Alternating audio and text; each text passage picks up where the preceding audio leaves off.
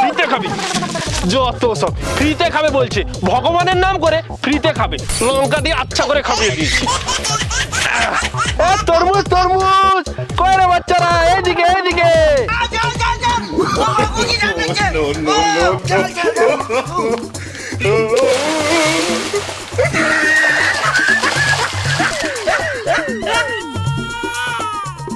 তরমুজ বলো, আগে অনেক তরমুজ ছিল, তরমুজগুলো কোথায়?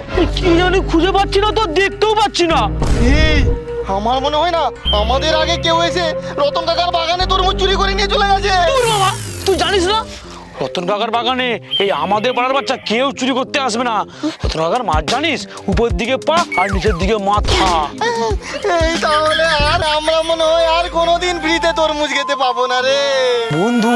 আমরা যে চুরি করছিলাম না, মনে হয় রতন কাকা বুঝতে পেরে গেছে, সেই জন্যই সব তরমুজ তুলে নিয়ে বিক্রি করতে চলে গেছে।